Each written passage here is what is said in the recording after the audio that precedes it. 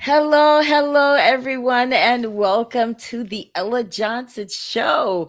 It is time for another show with me on this Sunday. I know that you guys are just probably taking a break from Sunday football. I know how that all goes. But this is amazing. This show today, True Stories of Survival. I have two women that are going to share their hearts today, Tina Jackson and Nautica Brock. Nautica is going to join us shortly, but you do not want to miss this broadcast. If you or someone you know has been a victim of domestic violence or sexual abuse, this is definitely a show because it takes a lot for these women to come on this live broadcast and share their truth.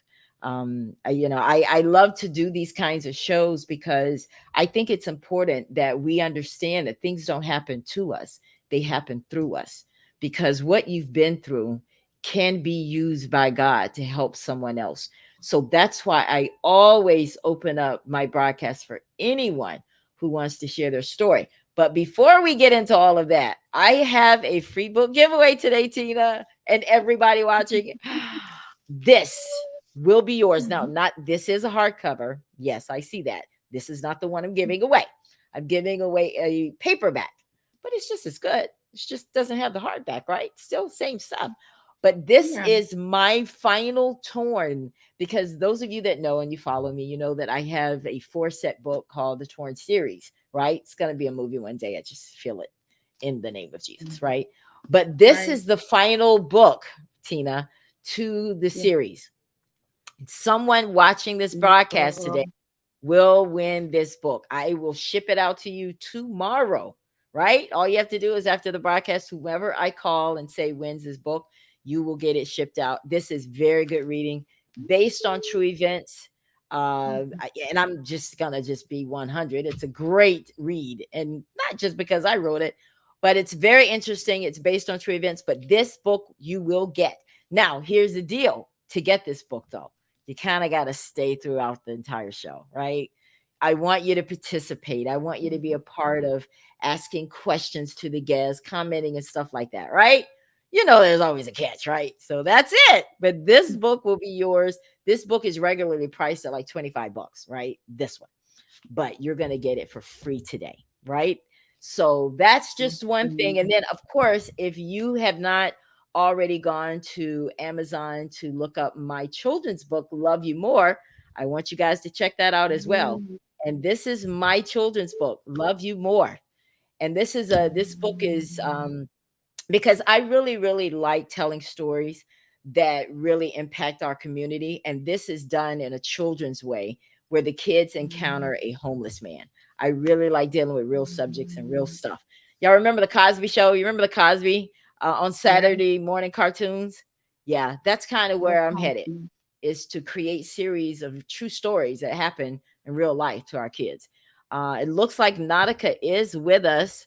Everybody is so excited to have you with us, Nautica. Yay! She is there. She's driving, guys. She's just going to a different location. So she wants to make sure that we get her story. I am so excited about both of these women today. But she is going to join us. I just wanted to bring her up. She's on mute right now, but I wanted to bring her up so you guys can know that she is in the building. She's just in a car in the building, right? But she's going to go to a different location and join us a little later on. But guys, listen, I am so excited about this broadcast today. Now, here's some of the things that we do on the Ella Johnson Show. We talk about any and everything here on this broadcast, right? So these guys have already got it going on. They already know the rules. That's what you do. Leave comments, and I bring them up on the screen as you leave comments. So those of you that are watching these women and you're supporting them, definitely put your comments of support here. I will pull it up on the screen. And I just want to just, say thanks to those people that are already putting your. Now, sometimes it goes so fast. So y'all just give me a chance to be able to get it up. But yeah, Sherry says it is a good read. Thank you, Sherry. She read the book, right? Now let me tell you, it's not G rated. I'm just gonna be 100. So I tell the truth. There's nothing G rated about me. So this is my story, right? So I'm just saying. But anyway, guys, listen, we have a good show coming up for you if you just tuned in. Stay there. Don't go anywhere. I need all of you to share the broadcast because after this video, we'll be right back and you're going to get to meet my fabulous guests, Tina Jackson and Nautica Brock. I am so excited that they're going to be with us, but don't go anywhere. We'll be right back, guys.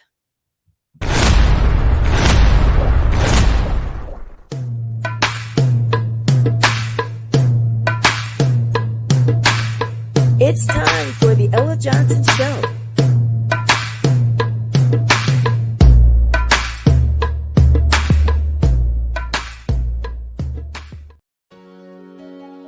I'm so excited that you've taken time out to tune in to the Ella Johnson Show. I hope you enjoy the broadcast. You may laugh, you may cry, but I hope you'll be moved by what you hear. So sit back, relax, and I'll see you at the end of the show.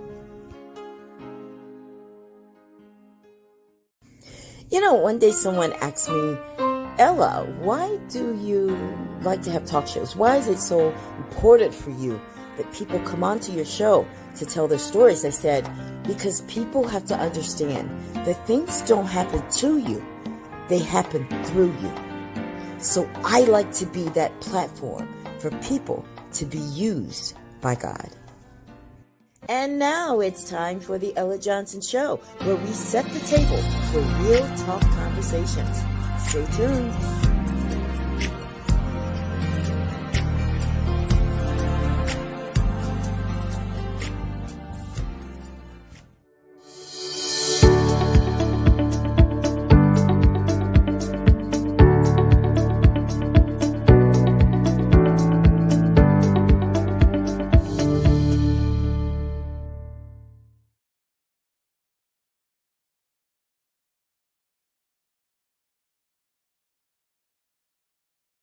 And we are back, guys. If you are just tuned in to the Ella Johnson Show, it's true stories of survival today. I have two women that are going to share their true stories here on the Ella Johnson Show. My show is open to anyone. Those of you that are watching this broadcast and you would like to sit right here where they are and share your story, please give us a call at 407-334-6997. You'll see all of that, those contacts that you need to make at the end of the show.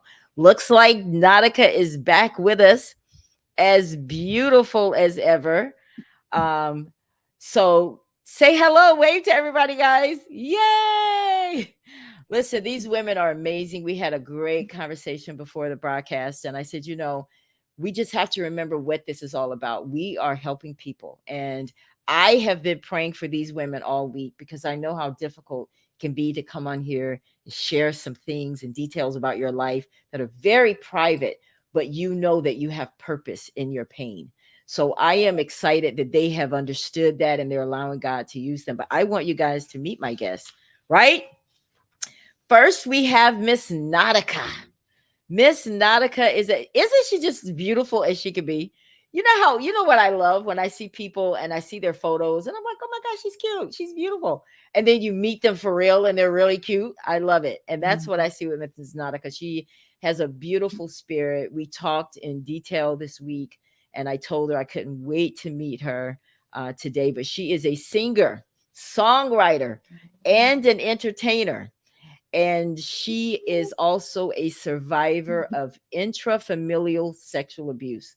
That means that her father abused her when she was 18 years old, and it lasted for 6 years. And she's here to share her story on the Ella Johnson Show. But don't mind it because she has a lot of stuff going on besides what she's been through. She also has a clothing line titled Queen Premier Collections, and I will definitely be investing in her business to put my logo for a jumpsuit for Women at Work International, my nonprofit. Welcome to the Ella Johnson Show, Miss Nautica. Thank you so much. Thank you. Awesome, awesome, awesome. Well, we are so glad that she's with us. She's going to keep muting because I know that she's definitely going somewhere else so that she can not have the feedback back there because we want to make sure that we get her story. And then we have Miss Tina Jackson in the building. Miss Tina, oh my gosh, she's a native New Yorker.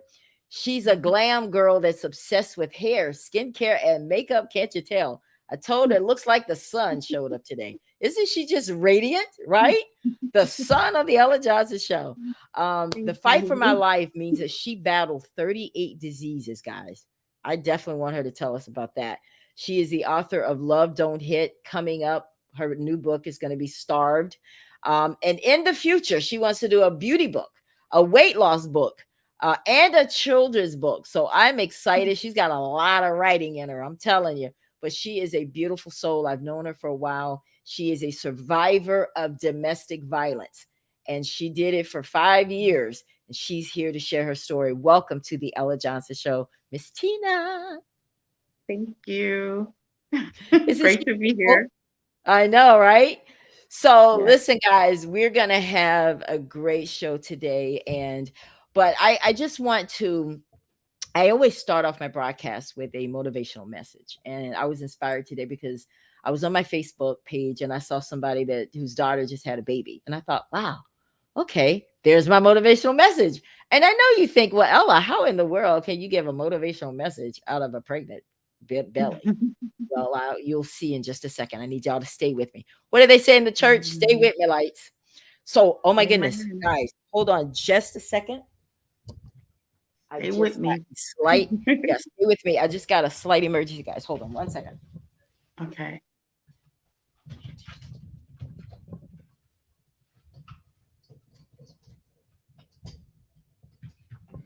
So congratulations on your achievements, Essa.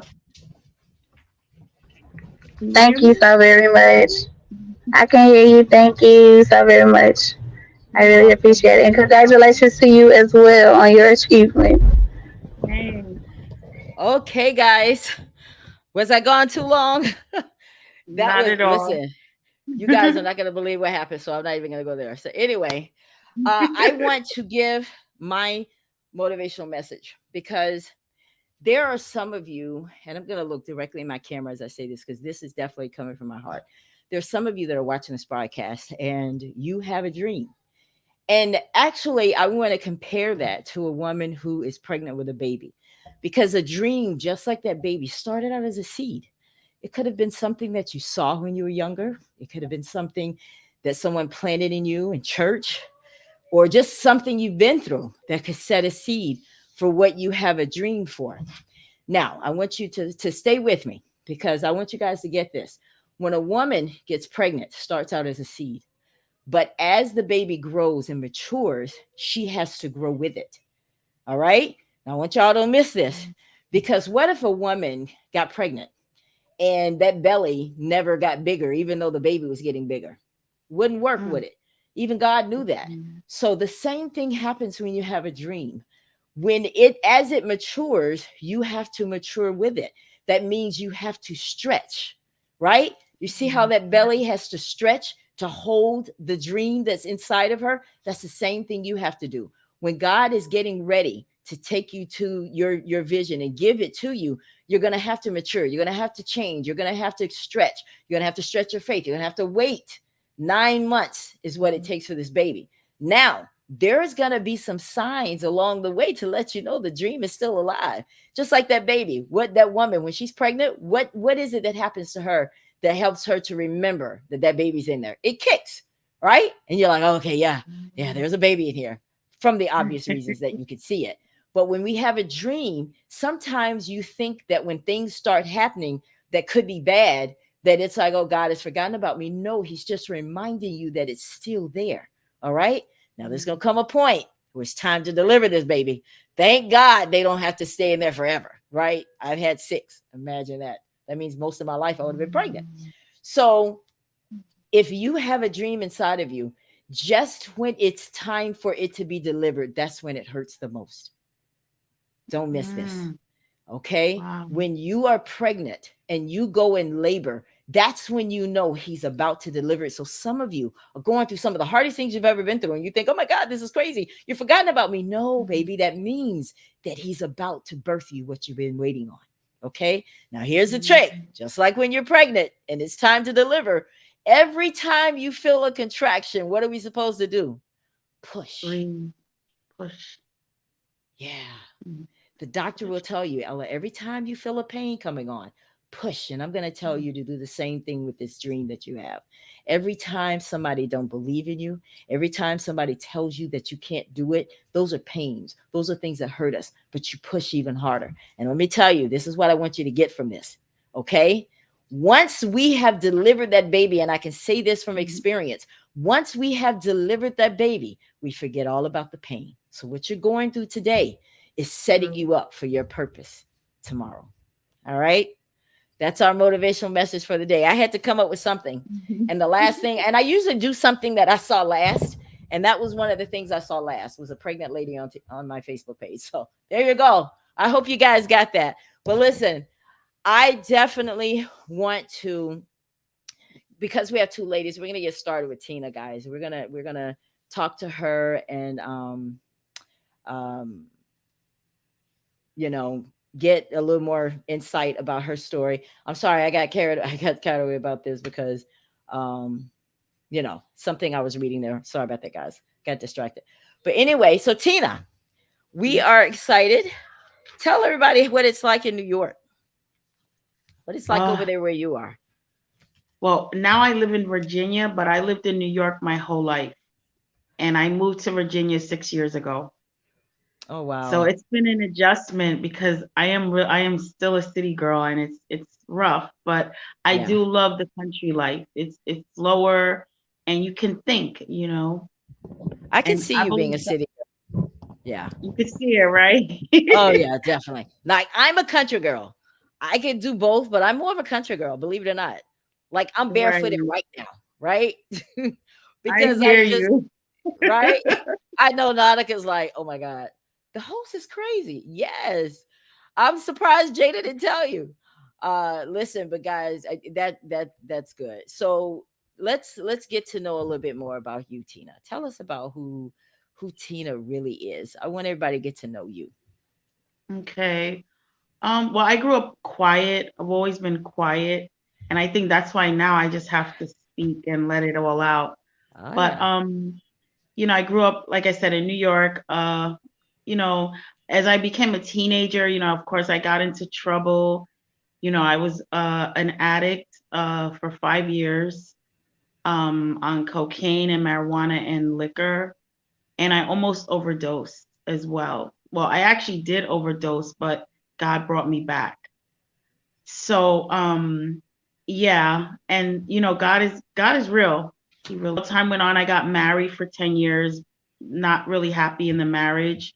But the one thing I will say that I was happy about was I met someone who invited me to church, and that's when I got delivered from the drugs and the alcohol. And So that's let's actually when my huh. yeah, let's talk a little bit about that. I want to kind of unpack Mhm. it as we go. Okay. Let's talk about that, the alcohol and the drugs. How did you what prompted that? How did you get into that? Who introduced you to that? Well, it started in my childhood. I was abused a lot. And so when I turned 15, I had a boyfriend and, we were hanging out and he was like, "Do you want to drink?" So I was just like, "Okay." So we were drinking. So then he was like, "Do you want to smoke?" So I had never smoked. So I was like, "Well, how do I smoke?" And he showed me. And so I smoked. And from the first time I smoked that marijuana, I was hooked. And what I've learned is Wow. that when you're empty, when you have a void, when you've been Yeah. traumatized, Yeah. that's why people turn to drugs and alcohol because it sedates you. It gives you a temporary sense of happiness. Now, you And mentioned that you were abused. You mentioned that you were abused as a child. Can you tell us a little bit about that? What kind of abuse that you suffer as a child? it was my mother, I guess she'd been through a lot of stuff and I got the brunt of it. So from a young age, I never felt anything. I never felt love. I never felt a connection. It was really, really hard. A lot of verbal, physical, mental, you know. But I do thank my mom because when I was 16, she sent me to a group home to live upstate New York. And her sending me there saved my life. Because if I would have stayed in New Wow. York City with everything that was going on, I would not have made it. And I graduated there after 4 years. So it was a blessing. So that wow, that so now it makes sense. 15, the boyfriend feeling wanting Yeah. love. And this is real. I don't think there's a person alive that hasn't experienced this type of thing at some point in their life, just having a void and finding it somewhere else. So Yeah. now, you're hooked on marijuana. My daughter's been trying to get me to smoke marijuana for years. I don't know why. Did I just put my own child out there? I Oh did. my God. Listen, I mean, because she said that if there's anybody that needs to smoke it, it's me. But I just don't indulge. It's just not. No judgment. Listen, that's one thing about Yeah. my show, Miss Nautica. There is no judgment here, right? Yeah. So, Yeah. that's But anyway, so because now you're on drugs, Tina, and you're went to church, and someone introduced you that. That's what I love about this. That's what I love about your story Mhm. because at some point in our lives, we will meet somebody that leads us down the right path. So now you're not Mhm. on drugs, you're in church. Now, where are we in your story? So I was in the church for 10 years. I was married. Everything was great. I mean, as far as I was living for God, I was in the food ministry, I was in the choir, like everything was amazing. And then my husband, he kept telling me he didn't want to be married anymore. So it Mm, was like I kept hearing it for years and I would just ignore it and say, well, God is going to keep us together. And I would have my pastor praying and it was just falling apart.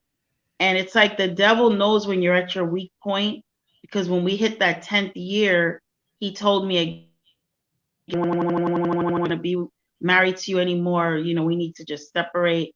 And meanwhile, we had a 3-year-old. My son was 3 at the time. And then that's when I met my abuser.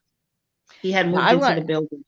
I want to go back before we get to this new guy, because Okay. you were going through a marriage, Yeah. and this is where I think we miss it as Christians. This is where I think we miss it, because it's like we're believing God to keep it together, but it's like, did you deal with the signs? Did you deal with what the problems were? Did you even know what the problems were? Did he ever tell you what the problems were in the marriage? Yeah, he did. He told me, well, we got married when he was 19, I was 20. He was actually still a virgin when we got married. And when What? we got into church, we were already engaged when we joined the church, but then they were like, Right. you got to get married. But in the beginning of the relationship, I was very like, because I was not used to getting love. So I was very like just demanding and trying to control him. And so he fell out of love with me. But he's still Oh, married. Instead of just saying, well, you know what, I don't want to do this, he still right. married me. And Gotcha. even though then I changed, it was too late. He was a It's too type late. to just stay angry. Yeah. Now, he didn't And abuse you, though. Did he abuse you, this no, husband? no, he No, never he did. didn't. No. Okay. Mm-mm. So now we met the new guy in the building who eventually became your abuser. How did you guys meet? So he moved in with my neighbor, and what happened was I would see him outside playing with the kids, and he would always try to get my attention, and he wasn't even like my type. I was just like, Right. But what happened was, as Eric kept telling me he didn't want to be with me, I was like literally being destroyed because I was like, I invested all this time. And like you said, there are signs, you see it, but I Mhm. chose to ignore them. Yeah. So what happened was Rodney liked to cook. So he would cook food and then he would have my neighbor bring me a plate. And I love Oh, to wow. eat. Yeah, I love to eat. So I'm like, oh my gosh. And That was nice. yeah. And the thing was my husband had never cooked for me in 10 years. So I was So he just was like, trying a okay, different approach, Nautica. He was trying a yeah, different approach. Most guys, like to try to wine and dine. I mean, this brother is cooking. Okay, that cooking, might would have worked for me cooking. too, but I would have been a little nervous. I don't know this guy. Why am I eating his food? How do I know what's in it? See, I would have been that analytical about it. I'm like, What Really? I was like, what you want? What does it want? Right? Oh So you my were eating, God. you were enjoying that. And how did you guys personally finally eventually met? Okay, so I was eating the food. I didn't like him in that way. I was wanting to make it work with my husband. But what Gotcha. happened was, I remember I'll never forget it. It was Valentine's Day. And so, as usual, I didn't get anything for Valentine's Day, and I was just kind of depressed. And then that's when my neighbor, God rest her soul, she passed away. She knocked on my door and she said, can you come by? Ronnie wants to give you something. So I was like, here we go. Like, that's how I felt. I was just like, what is wrong with this Oh, guy? Like, I'm married. So anyway, I was like, all right, I'll be over. So I went over and he was a very good looking man. So he was like, I have a surprise for you. So I was like, what surprise? Like literally, that's how I felt. So he was like, right. okay. He was like, close your eyes. So when he told me to close my eyes, for some reason I started feeling a little excited, something I hadn't felt in a long time. So I closed my eyes and I was like, what does he have? Like then I started feeling intrigued. So he came, I heard him coming. So then he was like, okay, open your eyes. And what it was a white bear and it was some chocolates and he was an artist. So it was a hand drawn card of Wow. Happy Valentine's Day to me. And I Wow. was literally stunned. I was like, and that from that moment I started feeling something, you know. But you eventually And got divorced, right? Once you guys got divorced. well, what happened was when I started feeling those feelings, of course, see, I'm not a cheater. So I went to my husband and I told him, I says, the guy that was across the hallway, I says, I'm starting to feel something for him. So I says, I want to know what you want to do Right. first. Okay. Do you want That's to a fair save our question. marriage? Yeah. Yeah.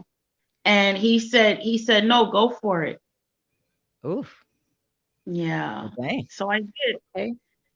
I I don't know did. if I would And have told him where the guy was, though. I don't know, right, Nautica? I would have, because he might have gone over there to beat the Nah, guy I up. wouldn't have done that. Yeah. well, the thing was he was gonna know anyway because I would go over there and hang out and stuff. So he would have eventually known. You're just so And honest. Yeah. yeah, I I love couldn't that. I couldn't hide it. But you want to Yeah. know the crazy thing? I'm gonna tell you what happened. And all all this time he wanted to break up. When he realized that okay, now she's seeing this guy and it's serious, but he went crazy. He went literally Y insane. They don't And appreciate it till it's over. thank you. Thank you. Oh. So He then even what? went to Where our did were you pastor. He I'm even like, went "Oh, to our now you wanna pastor and was pray? like, Now you wanna yeah, pray? Now you yeah, wanna pray." Right, man. now. Next, Yes. next. Yeah, I no. couldn't believe it. I was Yeah. so torn, But does you that know. was that making you feel like, "Maybe I should try? Maybe" did you feel like maybe you should give him a chance? No? No, I was It was a done. wrap? Those chocolates got you, huh? I feel you. No, I it was feel just you. for 10 years. He would say for 10 years on and off he wanted to be out. So I was just at that point, I was just done, you know. So now the guy, he's wowing you and he's nice, and I think you told me in your story that he dressed well, he was smelling good, looking good, and, Yeah. but somewhere along the line, you guys decided that you're gonna be in a relationship. Did you move in together at that point, or what happened? Yes. Well, what happened was my son's father moved me out. He took all my stuff to my mother's house. So it was actually really over. So my daughter's father said, "Okay, well, I'm going to get us an apartment." And literally within 2 months he got us an apartment. Okay. And the apartment wasn't all that, but I was just happy to be out of my mother's house.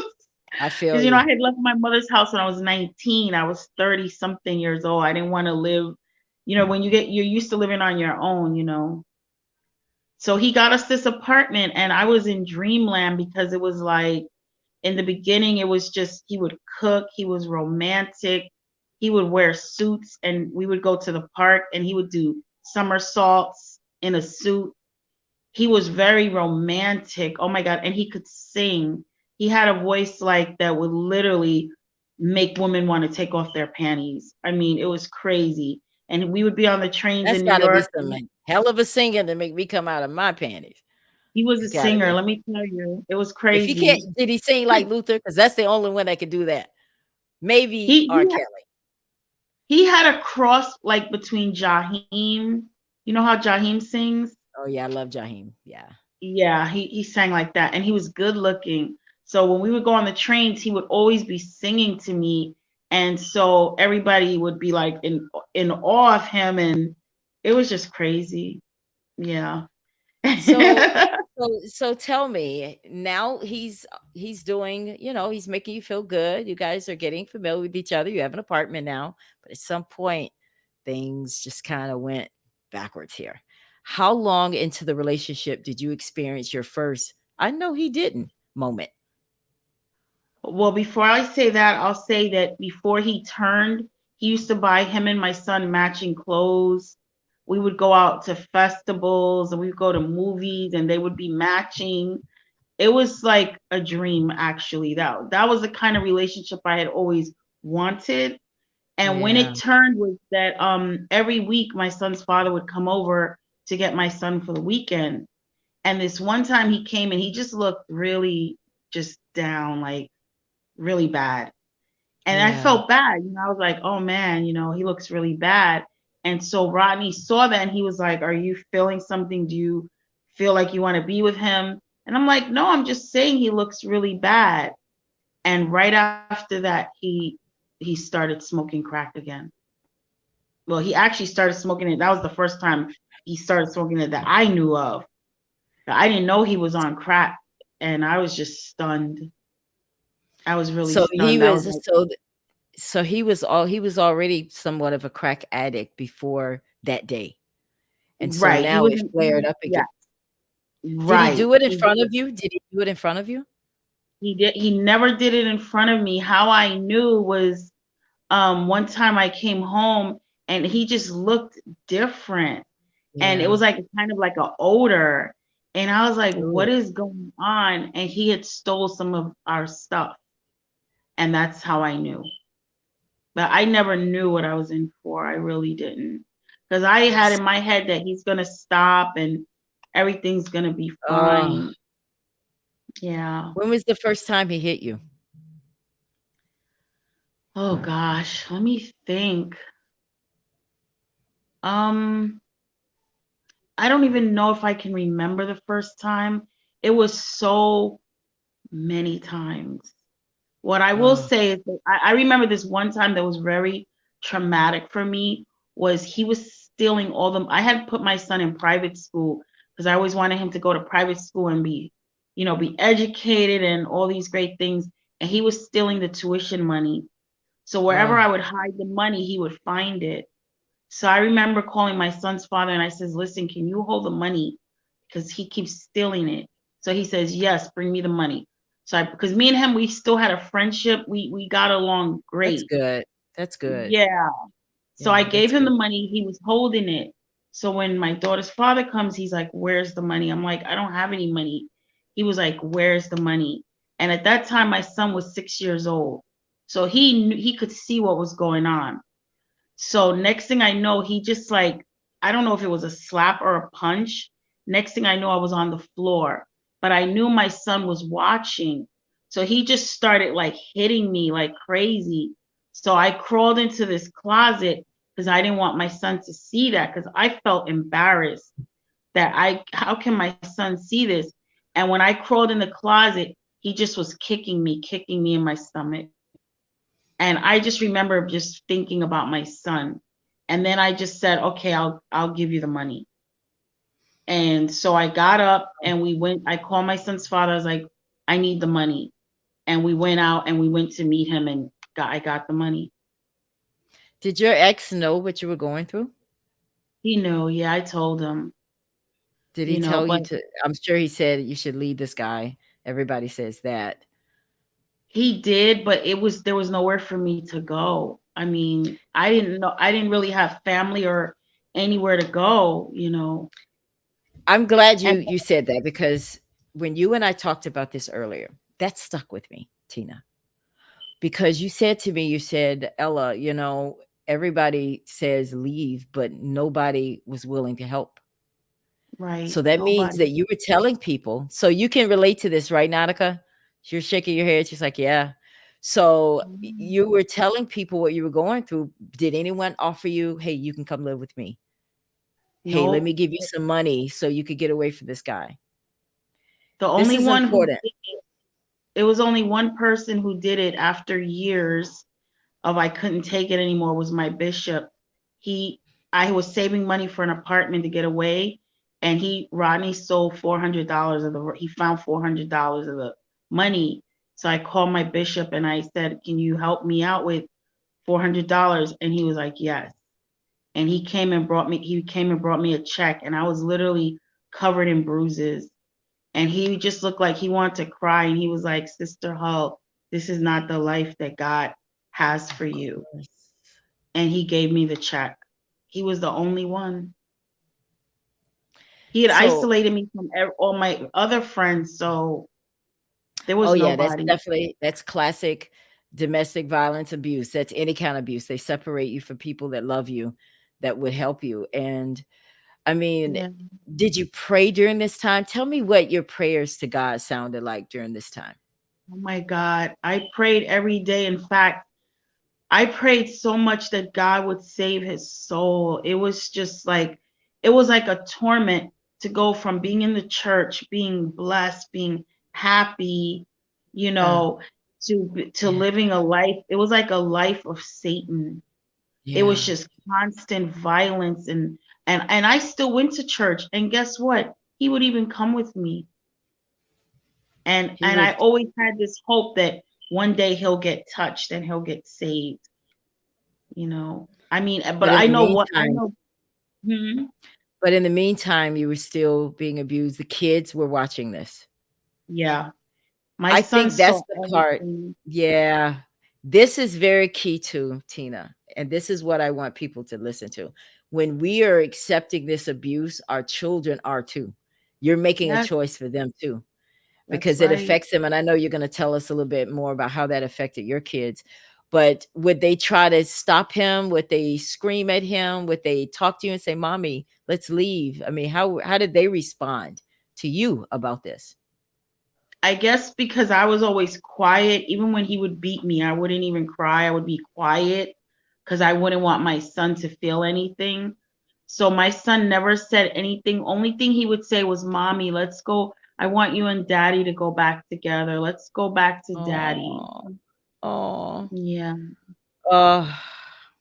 yeah, That's the part that hurts. Now, I know this is probably not a good question, but I'm gonna ask anyway, because I'm known for asking questions that I probably shouldn't ask. But did you ever wanna kill him? yeah. I did one time, Yeah, and I yeah. almost did, and God saved him because I found out that he cheated with one of my best friends. And that was the one only time that I was just devastated because I was like, I gave up everything for you. Like Ugh, I left everything. My church, I left my husband, I left everything for you. Jesus. And so right then my mind literally snapped, and I hadn't drank in years. Like it was just I had gave it up. That day I said, well, I don't know if I said it or if the devil said it to me, but I was like, I'm gonna drink and I'm gonna go stab him. And I'll You never see forget how what happened. Go ahead.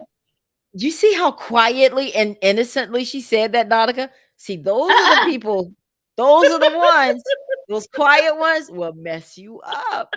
'Cause you were like, "I just wanted to go and kill him, Ella," and I'm like, "Really?" I mean, and you were probably Yeah. thinking it over in your head, like, "How am I gonna do this without getting away?" Right? You didn't No, I Google it or already anything, right? knew. I already knew I was gonna stab him. Oh, And so wow. what happened was I went to the store, Right. I bought the liquor, and I was drinking it. And I'll never forget, as I started coming toward my building, I saw my neighbor, and sometimes we would go to the church with her. And she was in the front of the building, and she came like she like rushed me, and she's like, "Tina, what are you doing? What's going on?" And I was just like kind of taken aback, and I was like, "Nothing." And she was like, "I want you to go to church." And I was like, "I'm not going to church today." And like she wouldn't stop, and she was like, "No, you have to go to church." And Yeah. then she says, "What do you have in your bag?" Because my bag was like jingling. And so she just took it from me like she had never been so aggressive. So she's like, "What is this? Why are you drinking?" So I started getting hysterical. I was like, "Just leave me alone. Like, leave me alone." She grabbed the liquors and went and threw it in the garbage. So I was just looking at her like, I don't believe this. So I says, "Well, I'm going in my house." I still was going to do what I was going to do. Next thing I know, she just grabbed me and she pushed me in her car in the back seat. And our other neighbor was in the car, and her husband, Ray, was in the front. And she told Ray, she's like, "Take off." And I was like, "What are you doing?" And she's like, "We're going to Wow. church." And I just started Mm. crying. I was like, I just want to go home. Like, I was so angry. Like, I just wanted to stab him. And so we get to this church, and I was like, I can't go in because I've been drinking. She's like, "Listen, it's fine. We're going in." And so we go in the church, and I remember I was sitting there, and it was a lady minister. She was already preaching. And I was sitting there, and I said, "You know what?" I said, "I'm still going to stab him when I go home." Like, my mind was set. So next thing I know, the Wow. minister lady stopped talking, and she pointed at me. She said, "You."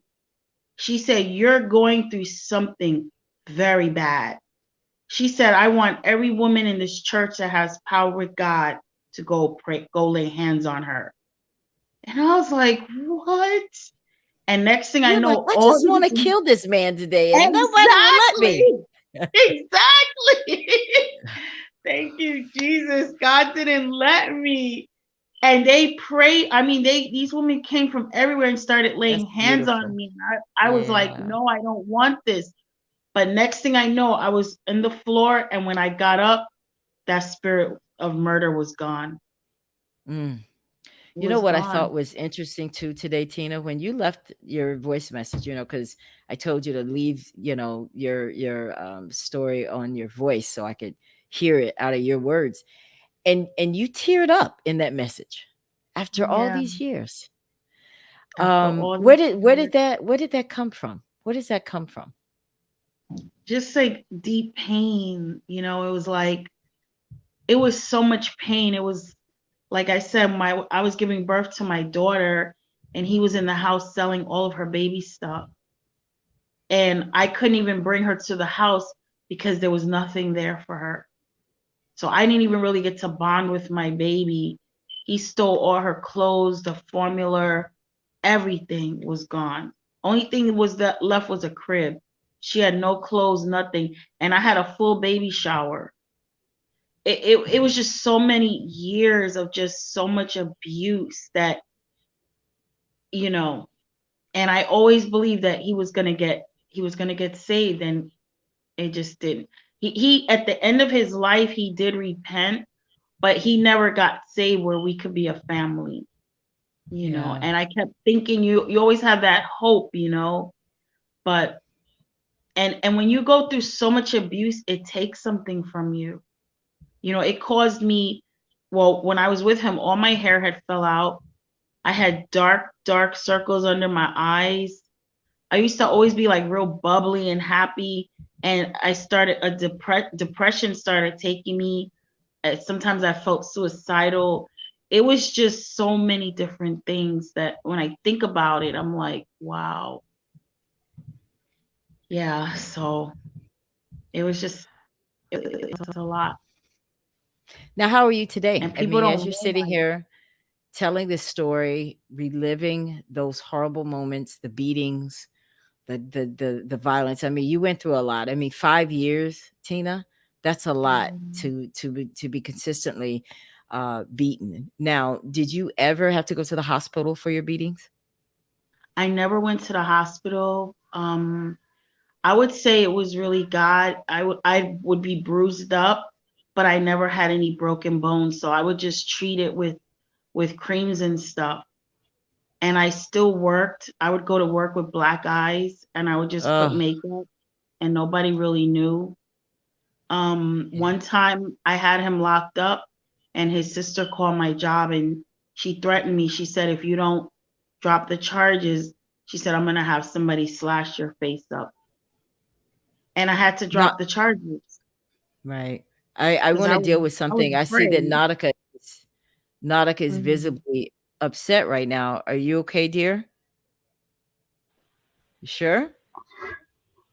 Listen, the other night, I'm sorry to interrupt you, Tina, but I feel led to do this. The other night when you and I talked, Nautica, we had a long conversation about your story. You are a brave woman. You are very brave. And at this moment, I want you to snatch whatever happiness, whatever peace you can get from telling your story. I don't want you to be moved by anything that's going on the outside. Okay? I want you to keep your focus right here. This is me, you, and Tina, and the people that are supporting you. Don't worry about anything else. Okay? We got this. We got this. Look at me. We got this. All right? Mhm. You're going to help a lot of people. You're sharing your truth. I wanted you on this broadcast because I know for a fact there are a lot of women that would never tell this side of what went on in their lives. And that's why there are women that still messed up because they never let it out. This is your time to snatch yours. You got a clothing line to do, baby girl. You got a lot of stuff you got going on ahead of you. Don't you let the devil take it. You hear me? Mhm. All right. Stay with me. That's right. We're going to get to your story in a minute. I want you to stay with me.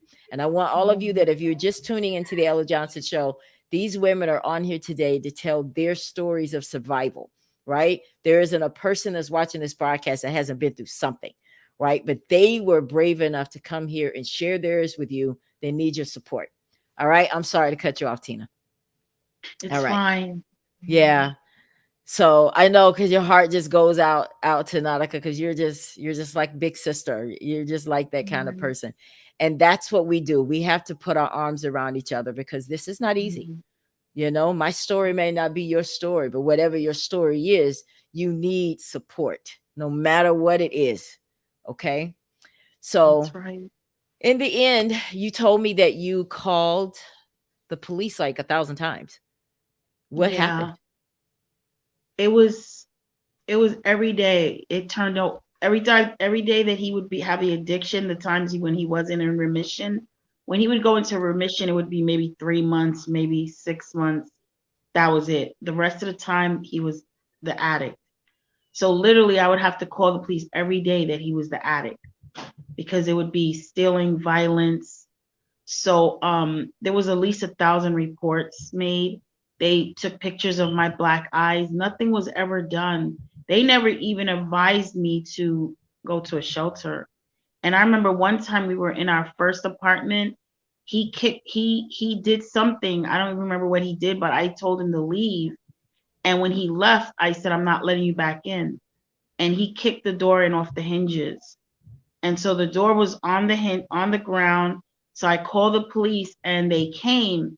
And I remember they told me wait in the apartment. So I was at the edge of the door, like listening, and I heard them tell him, just give her give her some time, go take a walk, and then you can come back. But meanwhile, Right. my door is off the hinges, and you're telling him to go take a walk. They never wanted to arrest him.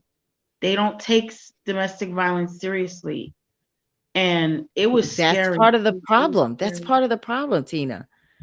So Yes. are you telling me that you would have visible bruises and they still wouldn't arrest him in New York? It was only one time I remember. It was this one cop. My son's father had brought him some pets, some hamsters or guinea pigs. No, it was hamsters. So my son was all happy. So he's playing with the hamsters. So my abuser sold the hamsters. He would sell anything that we owned. So he Even the sold the ham hamster. he did He not sell the hamster. he A did. a hamster is like a rat, right? Yeah, they're rats. Yeah, they're pets. Yeah. But yeah. But he sold it. And when I realized they were gone, I was like, oh my God, what is my son gonna think? And then my son was crying and crying. So I said, that's it. I'm calling the police on him.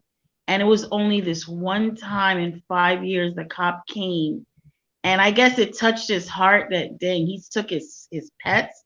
So he told me, well, where did he go? I said, I have no idea. So the cop said, well, I'm gonna wait here till he gets back. And he waited and he came back in like 15 minutes. And the cop said, so you took his pets? And Ronnie was like kind of shocked. And he was like, he didn't even know what to say. And he's like, well, you're under arrest. And that was the only time. Not for abusing you though. No. Mm-mm. Oh my god, you got to be kidding. No. See, No. this is the part why we have to this is why we have to be outraged and we have to pick it. We have to march for stuff like this, Tina, because this is why a Yeah. lot of women don't tell. This is why they don't go to the cops. We haven't put anything in place to protect them. That's So right. in the end, what did you do, dear? Well, I will say this when this one night I told him I couldn't take it anymore. I was moving on and I had went on a date. And what I will always say is if you're in a domestic violence relationship, don't go on a date. Don't see other men. You have to wait till you're away from that abuser.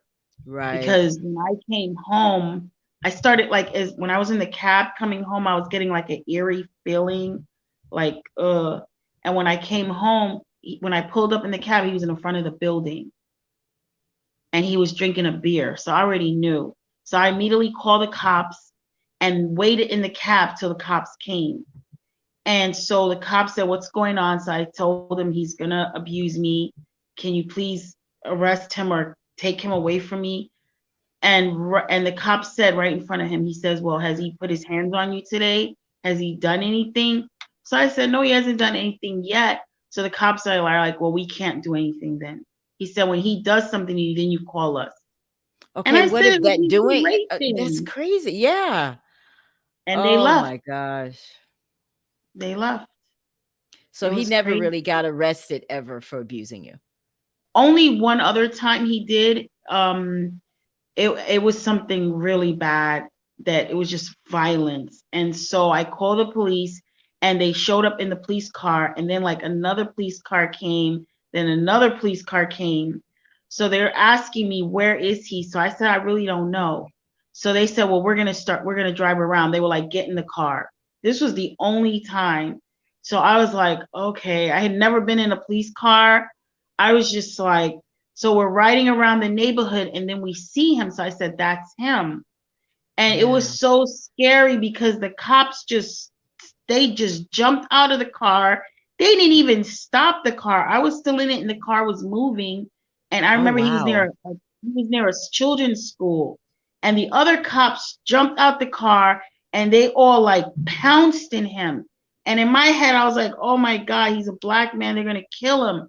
So I jumped out of the car and I'm like, please just don't kill him. And they just arrested him. But I mean, it was so scary. Like it was like literally like 7 or 8 cops. But what did he And do that time to get all of that, Tina? What did he do? he was violent. He had beat me up. And I guess I looked bad.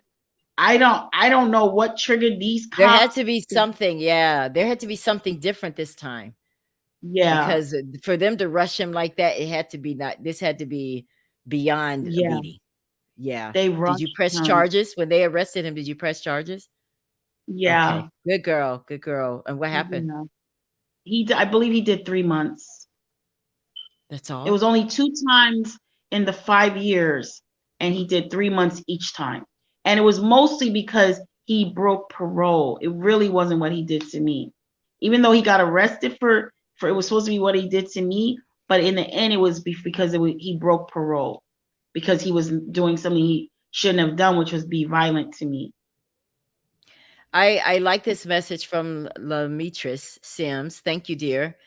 She says prayers for Tina, Nautica, and the many other victims of any form of abuse. Your testimonies will deliver many unaware to you. It's our testimonies that not only deliver us, but to others, because you had found out that you never was alone.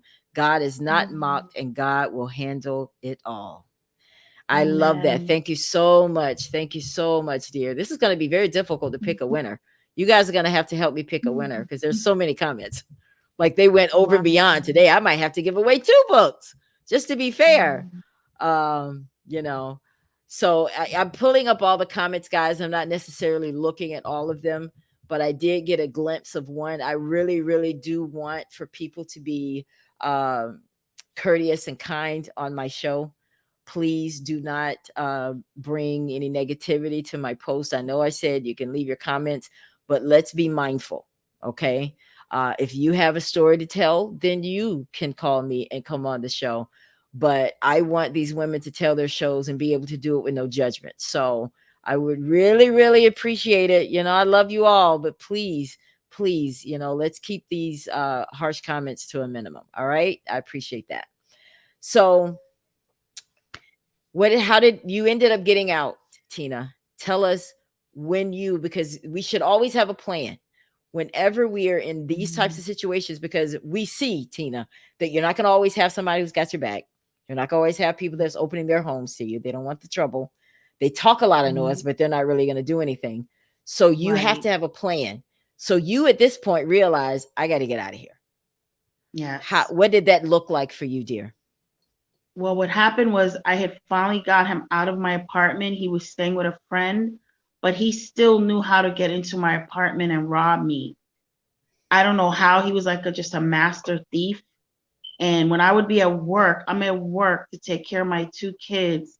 He would go into my apartment and he would steal the TV, the VCR. And Oh, then, like, the next payday, I would replace it, and then he would do it again. And this went on for I don't know how long. And one day I just had a meltdown. I had picked up my kids from the babysitter, got in my apartment, and the TV and the VCR was gone again.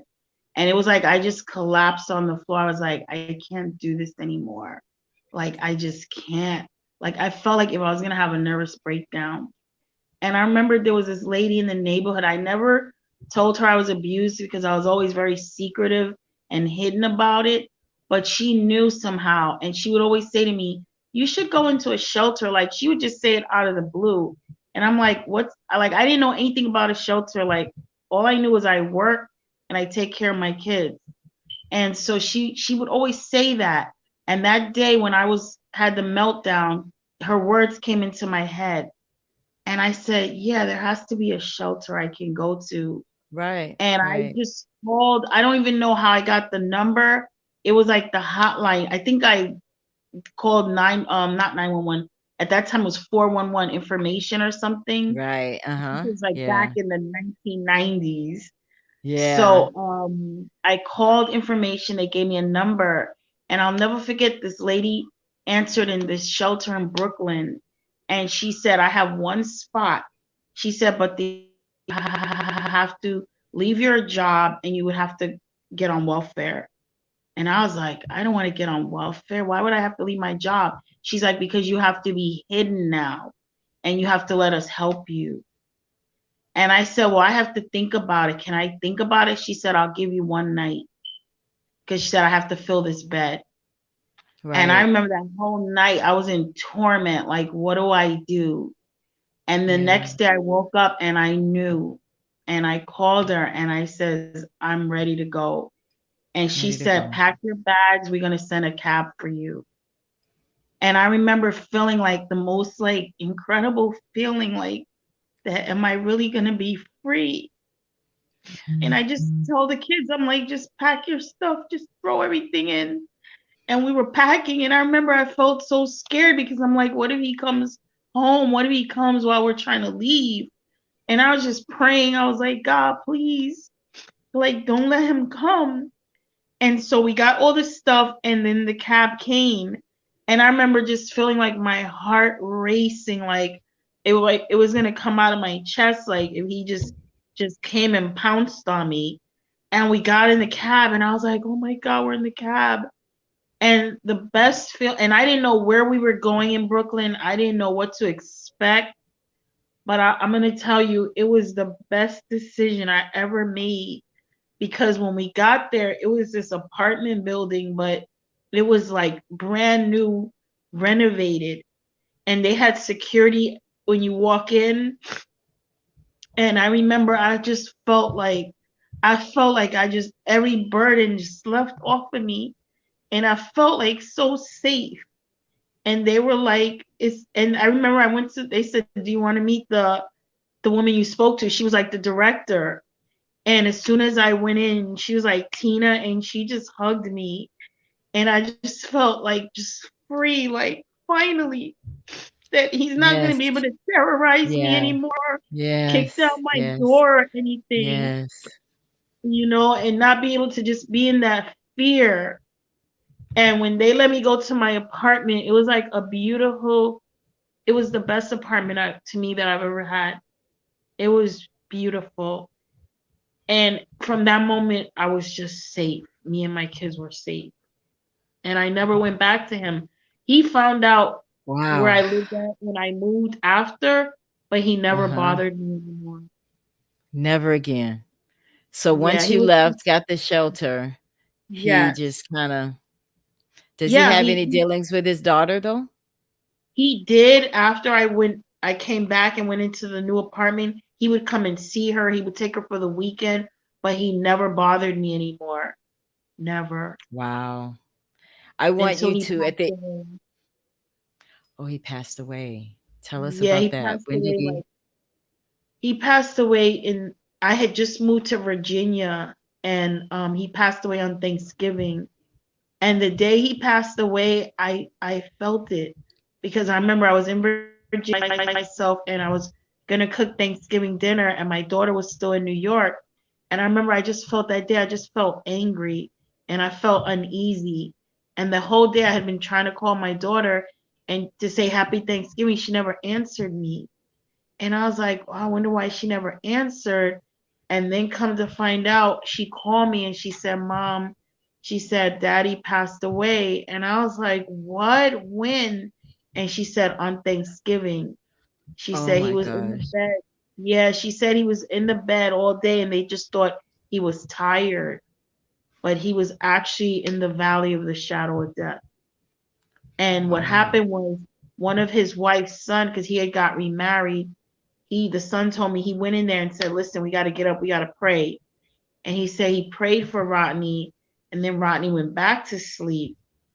Yeah. And then he went back to sleep. And then his wife told me about 9 o'clock, everybody had already left. She said he just sat up in the bed and he called our daughter BB. He never called her name. Her name was BB. He said, tell BB and Josh and everyone, he said, tell them that I love them. And she said he laid back down and he passed away. I And I hope that was, he made peace with God.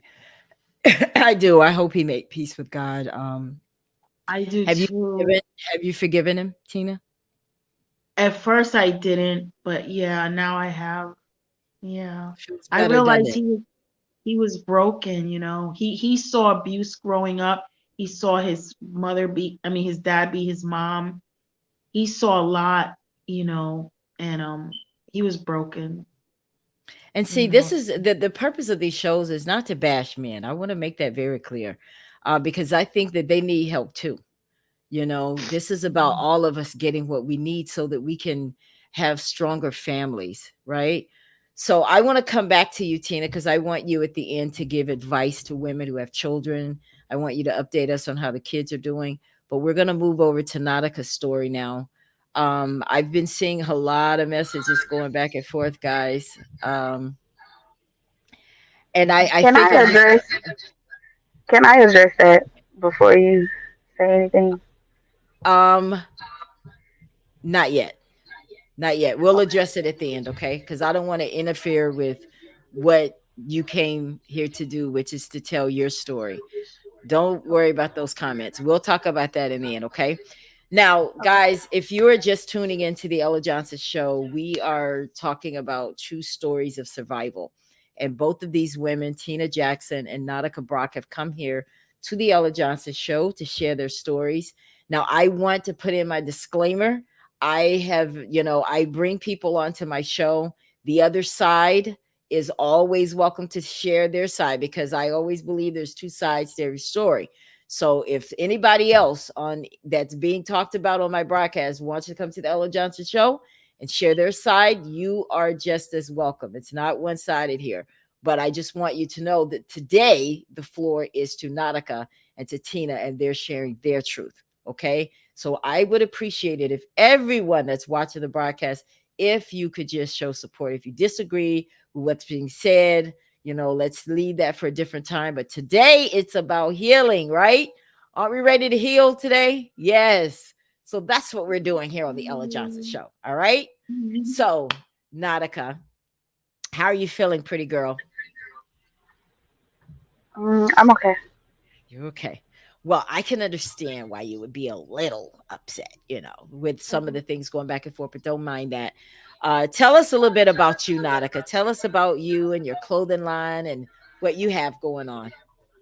Um, I'm singing. I'm performing. I'm writing music. I'm getting ready to actually put out my first album. Actually, I have a clothing line going on. I have a lot of stuff going on right now on the side of trying to heal. So there's a lot going on for me. Well, you know what? One of the things I like being busy definitely helps, right, Tina? When you can Yes, Yeah. stay busy and you're going after your dream, every time you feel a pain, Nautica, I want you to remember this broadcast and I want you to push even harder. All right? Because that day is going to come. Queen Premiere is going to be all over the place. I'm going to be wearing it. thank Tina's going you. to be wearing it. We're going to be wearing her skincare products, right? And we're Yeah. going to Yes, be winning. thank If you you. want to beat the enemy, you win. That's how you defeat the enemy. Is to win. Thank you All right. so So much. I want Yes, I ma'am. want to I want to talk a little bit. Can you turn your phone down because I hear a lot of feedback. It's like I can hear me twice. I sound crazy too. Yeah. See, Is I that can hear better? you. Not really, but that's okay. Uh, so as a young girl, tell me, who did you live with growing up? Growing up, I started off living with my mother. Okay. Um, and when I turned 14, I moved with my father. Okay. Now, how was your relationship with your mom? Um, it wasn't. We had good times, and there were bad times.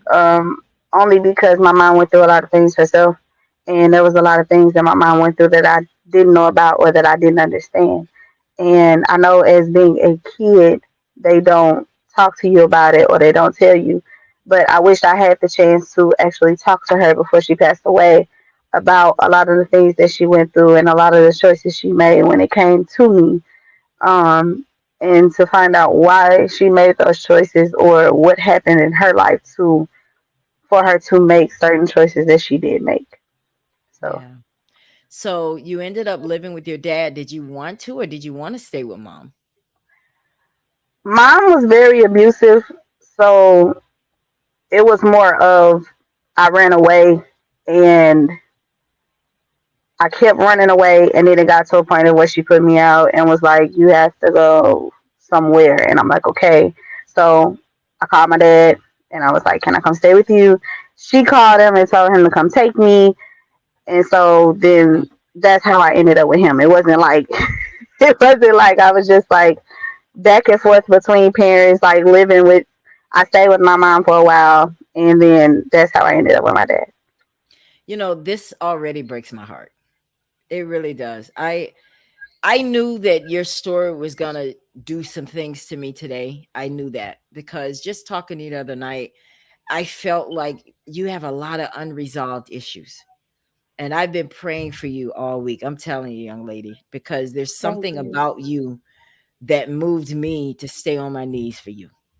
And I Thank know you. that after we talk today, things are going to be revealed, but God is going to heal you. And he's going to heal Thank everybody you. around you, because for you to get your full healing, everybody connected to you has to heal too. That's how this has to work, because this hurt is deep. And I can Yeah. see that. It's very deep. So you ended up going with your dad. How did your dad welcome you into his home? He welcomed me, as any other father would. He made sure that I had clothes. He made sure that I had everything that I needed. At that time, he was actually married to a different woman than the woman he's married to now. So it was kind of first coming in the house. Nobody really likes you, really. Well, which is how I felt, because I felt like everybody always felt like I was the different child, like I just came out of nowhere type stuff. And it's like once you live with people, like when you go visit people, that's one way. But when you live with a person, you really get to see who Really? people really are. Oh yeah. And they really show you who they really are. And it's like you have days where they don't like you, you have days where they do like you have days where they don't want to be bothered with you, then you have days when they do. And it's like, so it was like up and down. So it was like, okay, I Now had to adjust when you basically say they, who are you talking about? Are you talking about your dad's wife, your dad's children with all the her? way I mean, around. okay. All the way around. Um, Honestly, it was all the way around, but it was more so the ex-wife and just pretty much her. Um, there were days where she felt a certain way about me. There were days where she didn't. There were days where it just was up and down. And I understand because I'm not your child, but at the same time, I'm supposed to be your child because this is who you're married to. That's right. Before we go any So further, I want to share this picture with everybody, guys. Who is that? that's my father. Hmm. Wow, you guys look a lot alike. Wow, when you see Yeah. this photo, what do you think about your dad? At that, I mean, you were a young baby, you were a young girl at that time, but when you see this, what does this photo do for you? Because you sent it to me.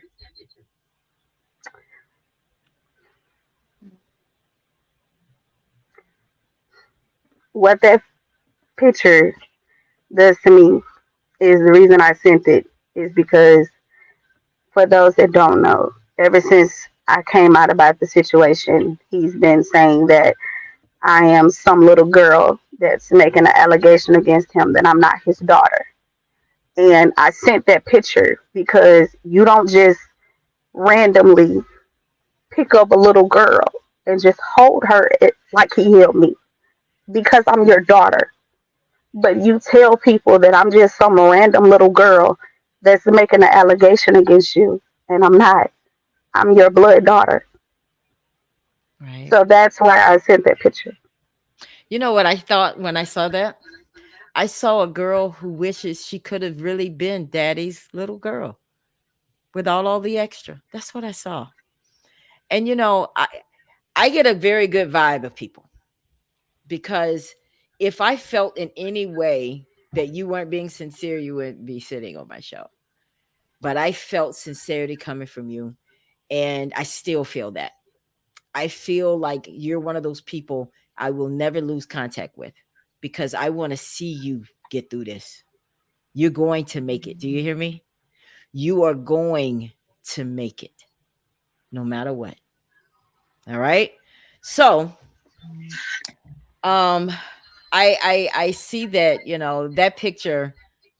When I saw that, I said, yeah, we got to share this because you were that little girl with dad. Now tell me about some of the good times you and dad had.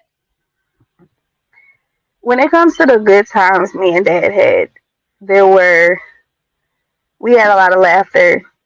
We had a lot of um, times where we would, how can I put it? We would like ride and just talk about stuff, or we'll laugh about stuff, or we'll make jokes and stuff like that. But then it was like things started taking a turn. Now, when you say things started taking a turn, what age were you when things started taking a turn? When things started taking a turn, I was like 17 going on 18. 17 going on 18. Now tell me about the kids that are in the house at this time besides you. The other kids that are in the house, well, this is a at this time around 17, 18, he had a different wife. So the kids that were in the house, they were more so to themselves. We had times where like we'll interact with each other and have like family moments and stuff like that. But other than that, everybody was mainly to themselves. They were more like teenagers, and then there was like a younger sibling, but that's pretty much what it was. Well, specifically, were there other female children in the house besides you? Yes, Okay. yes. All right. So when things started changing, what was dad doing differently? Dad was looking at me in a different way. Dad started taking attraction to me, and I never had any type of privacy. I couldn't I couldn't be in my room changing my clothes without him picking at the lock and coming in my room. Or I couldn't be in the bathroom without him picking the lock, coming in the bathroom. I'm in the shower, or I'm just in the bathroom, and I'm like, okay, I'm putting my clothes on. It don't matter. You could do it in front of me. No, I want to be in my room alone. Like I didn't have no type of privacy. I didn't have no type of peace at all. So as it progressed, he started doing things at night. Like he would do certain things when his wife was gone or when nobody else was around. And a lot of people can't say that they saw it because he was smart about it. He's not going to do anything in front of anybody. He's not going to say anything in front of anybody. Of course, in front of people, he's going to be pastor or he's going to be dad. He's not going to be who he really is in front of you. So when there's nobody around, now you want to feel on me and kiss on me and touch me and all these different things. And I'm like, no, stop. Like, no, this is not right. What are you doing? So let's But go of back. course, Let's go back. mm-hmm, When you said that you were not able to get dressed in private, that you had no privacy. Did you mention this to his wife? Did you say something, "Hey, mom," or did you call her mom? Did you say, "Look, I want to be able to have some privacy. Can you talk to dad?" Did you ever say that to her? I did not say anything to her because when me and one of my sisters struck up a conversation about him kissing us in the mouth, she told him how she felt about it, but then he came to us later and it was like we shouldn't have never said anything. So after that, I'm like, you know what? I'm not gonna say nothing because, of course, yes, as a mother, you're supposed to mention it, but at the same time, you're not always here. So I can say something to you, but it's not gonna matter. Ugh. So So I didn't basically, say she anything. didn't. So, and Tina, listening to this is what people need to get. This is why people need to not be so judgmental. They mistake that when people don't talk, it's because they like it or they must agree with it. She felt shut down, just very similar to how a lot of people that come on my broadcast with these same types of reasons as to why they don't talk. No one believes me. They don't have time. They tell me to be quiet. And we all know, I know for me growing up in Alabama, it was one of those what goes on in this house stays in this house kind of thing. And that sounds like what you had going on. So now you said he's kissing you in the mouth. Is he doing, let me just ask this. Did you ever see? I don't want to hear anything about what somebody told you. Did you ever see him do something to his daughter? Did I ever see him do something To his daughter. to my little sister? No, because my thing was I felt like the protector. Okay. So I would always try to be around or whatever so that it wouldn't happen to nobody else or so that he wouldn't try it with anybody else. So that was just me. If as long as you're not doing it to this one or that one, I'm fine. And I would So rather for you to not do do it. it. Right. I hear you because you're a big sister. And I've heard this over and over that they become the protector. They don't want it to happen again. So when you say he start feeling on you, what can you be more specific? Because guys, I understand that this is under investigation. So I want to make sure that Nautica answers questions that's not going to hurt what's going on. So if you ever feel that there's a question you can't answer, I don't want you to answer it. Okay. Because I'm Okay. definitely not trying to go to court. Just saying. Right. I got you. But I just want you to be careful, okay? Because you don't want to give anybody any room to say one way or the other. So if it's something that's too sensitive to talk about, please don't. All right? Okay. So, glad we got that out of the way. So, when he's filling on you and doing this kind of stuff, like what kinds of things would he be doing? If I'm standing at the kitchen sink washing dishes, he would come up behind me and you know you hug somebody from behind, like how if Right. your husband come up behind you, that's what he would do to me. He would come up behind me and I'm like, and that would just be my reaction because it's like I kept praying and I'm like, God, please let this man leave me alone. Please let this man stop touching me. Please don't let this man come in here to my room. He got a wife in his room. Why is he coming in my room? I felt like God wasn't listening, and I felt like He had left me alone. So it was like it was an ongoing thing. And then it was like every time I say no, you're mean to me. You let your wife say things to me.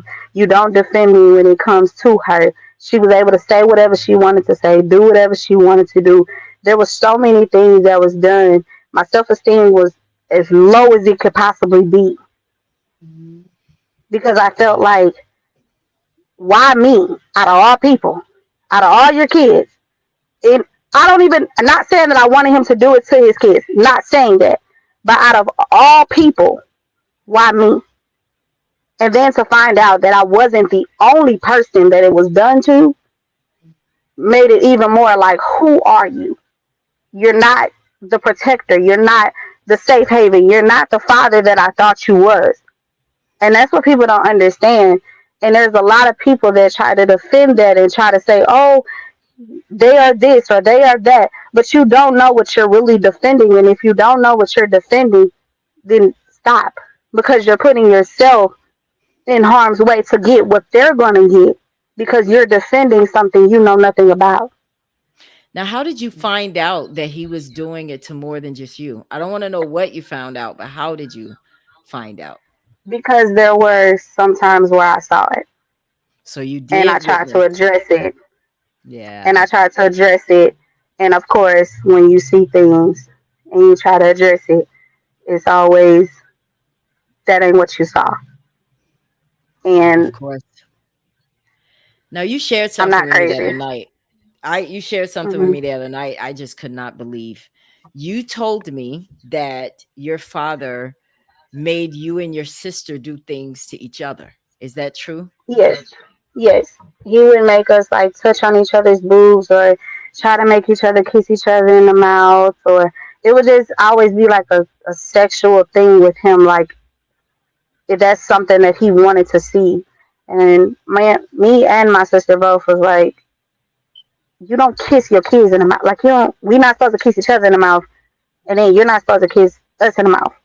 And he Right. tried to make us feel like it was just so right that we're supposed to kiss each other in the mouth and we're supposed to be really affectionate with each other and that he should be able to walk up on us and touch our titties and be okay or touch our butt and it be okay. And I'm like, no, that's not okay at That's all right. Not at all. whatsoever. That's not okay. No Now, way. at some point, he started having sex with you. Now, this is the Yes. part that I know is difficult. It's even difficult for me to talk about it because it's makes me sick. So, um, but we have to address it. Are you good to talk about this?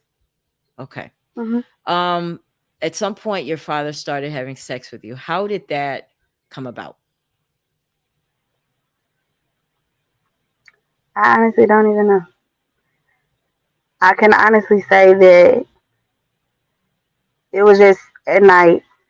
Everybody was asleep, and he came in my room, and it started from there. And he would always tell me that if you be the person that I'm having sex with, then I won't cheat on my wife. And I'm like, but that doesn't make sense. That doesn't. He would always tell me, oh, I want to run away with you and be on an island and marry you and we have kids and all of this other type of stuff. And I'm like, no, I don't want that. I want to be with someone that I actually want to be with to be able to live life. Like why is this even a thing for you? Like why is this even okay? And of course, he would always try to make me feel like it's okay. There's nothing wrong with this. I did a study on it. We're we're not gonna get in trouble. We're okay. You don't have to feel weird. You don't have to feel ashamed. You don't have to feel. But yet, I have to get up on Sunday and sing in front of people, knowing what happened the night before. Yet, I have to get up in front of people and try to minister, knowing what happened the night before. Yet, I have to look at your wife every single day, knowing what you're doing when she's asleep and when she's away, and she doesn't even know. But then, when I Wow. tell her you still stick up for a man that does what he does to women. It doesn't make sense to me. Now, what I was very surprised. Now, let me ask you a question. How often would you say he was coming into your room? Was he coming in every night, every other night, once a week? How often? Every night that he could. There were some nights where his wife would stay up very late. So those nights he couldn't, but whenever everybody was asleep, every chance that he got, he was coming in there. No matter what time of night it was, no matter whether I was asleep, no matter if I was awake, no matter what it was. If, if he could come in there, he would come in there. Now, one of the questions is which wife is she referring to? What do they mean by that? This is the second wife, right? Aren't we on the Hmm. second wife? Oh, okay. All right. Yeah. I just wanted to address a question that I saw there that came up. So now you are having sex with your father, and I mean, I know you had to be. What were you feeling like? Did you ever want to like kill yourself? What were you I feeling actually going through tried. that night? You did. I actually tried several times. Yes, it was a thought. Um, Honestly, I wouldn't be here if it wasn't for certain people that spoke to me and spoke over my life and was telling me, which they didn't know what was going on, but they just kept telling me that you're okay, that everything is going to change. Just keep pushing. And I'm like, how, when you hear people tell you that and people speak of your life, and it's like deep down within you, you hearing what they're saying, but at the same time, you're sitting there like, if you only knew what I'm going through, you would Yes. understand why I want to give up. You would understand why I don't want to be here anymore. You will understand really just why I feel the way I feel. And if it wasn't for Jada driving me all the way to St. Louis, I don't think it would have ever stopped, and I don't think I would have ever got away because I've been trying to get away from them for years, and I had nowhere to go, had nobody to talk to, had no because it's a shame. I didn't have a phone for one. Let's get that out the way. Didn't have a phone. I could not have a phone. I did not have a car. I could not have a car. I couldn't get a job. I was just supposed to stay in the house, watch the kids, cook the food, clean the house, and do whatever he wanted me to do. Oh And it's God. like, not just him, even whatever his wife wanted me to do and take verbal abuse from her. And I'm like, this can't be life. This is not what life is. This cannot be how my life is supposed to end. It's not. Yeah. So I had to leave because I refused for my life to continue to be what it was. Mhm. I refused to continue to wake up every morning and ask God, why did you wake me up? Why am I even alive? Why am I here? I told God so many times, like, you hate me. I know you do. Because for me to go through the things that I'm going through, you hate me. There is no way you love me if I'm going through this. There's no way. Do you still believe That's how that? I felt.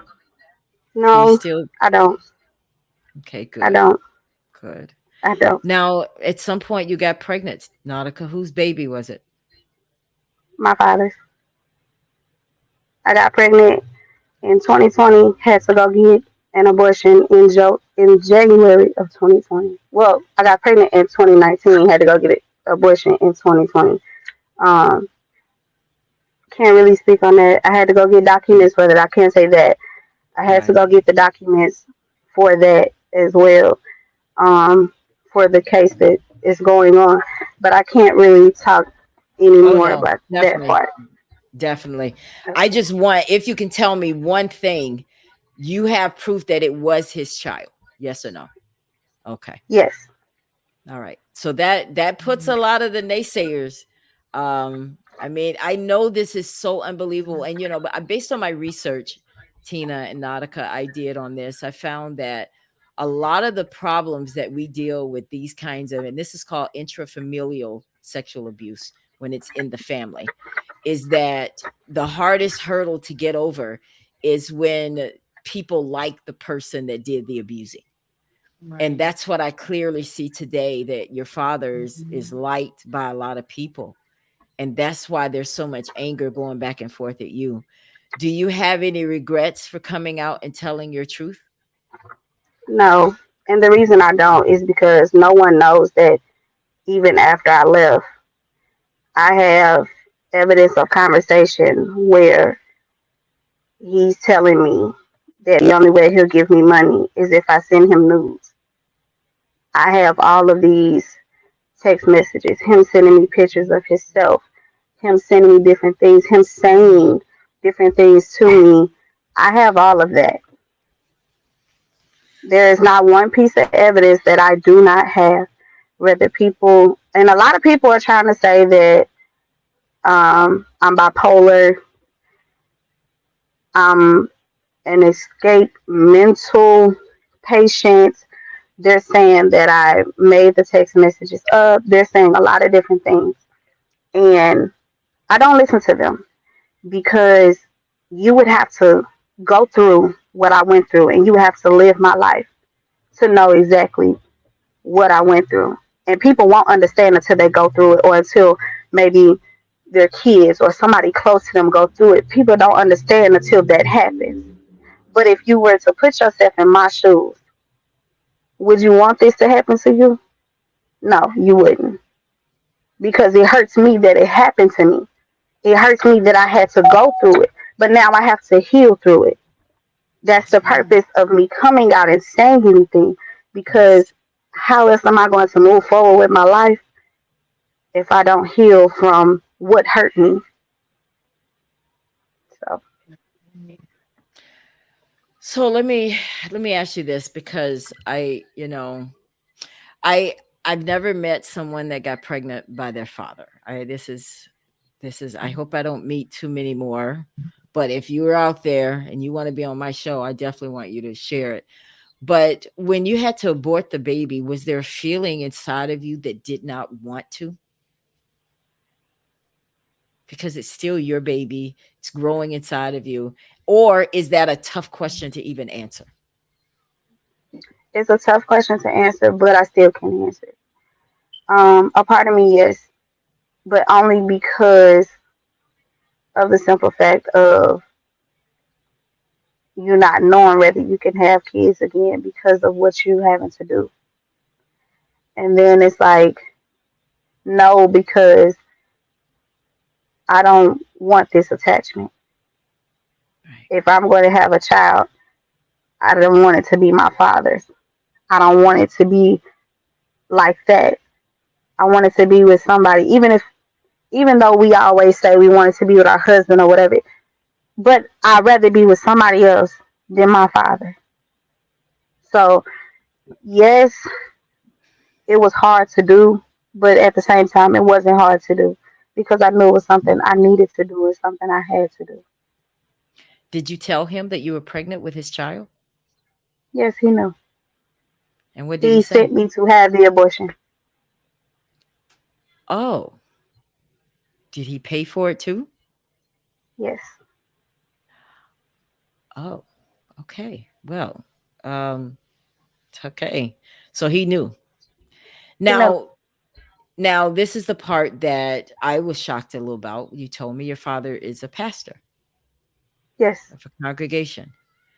And you mentioned earlier that you had to get up and minister to people on Sundays and how you felt doing that, knowing what just happened. What kind of ministering did you do at the church? I sang. I sang in the praise team, and a lot of Sundays nobody knew that. A lot of times when I got up there and I was singing to myself. I wasn't, in all honesty, those days. And I know this may sound bad, but those days I didn't care about nobody in the audience. I didn't care about nobody that was watching me. I didn't care about none of that. I was singing to myself because a lot of times on Sundays when I got up there, I didn't want to get up. I didn't want to get up at church. I didn't want to get up to wake up, period. And to get up there and have to sing and minister, I had to minister to myself because before I came to church, I had every intentions of when I got out of church, I was going to die that day. Oh, So to wow. minister to myself and sing to myself is what my motivation was. If I didn't sing to myself, there were Sundays where I got up there and just really couldn't even minister to myself. So I can't minister to nobody else. I can't even minister to me.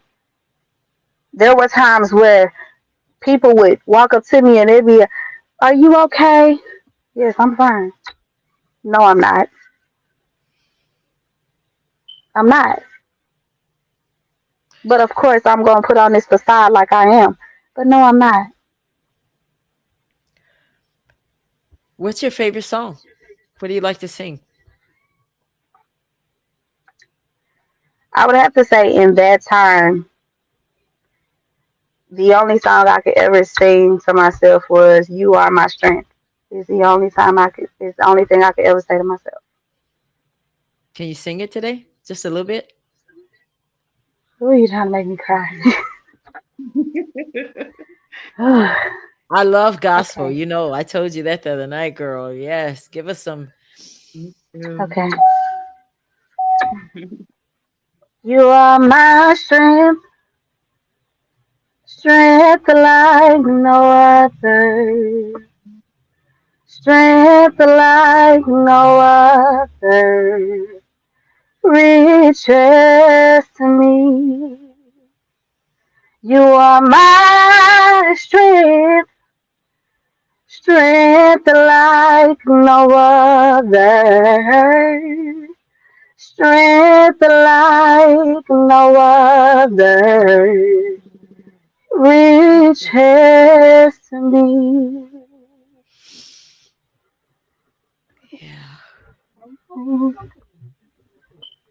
That's what I used to say to Wow. myself. yeah. I don't hear I anything. never speak this on my show.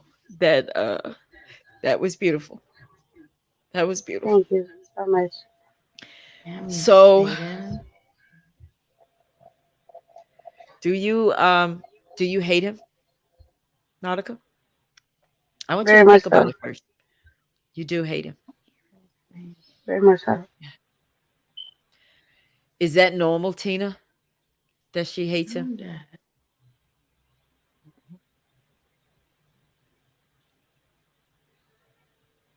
Tina, do you think that's normal that she hates him?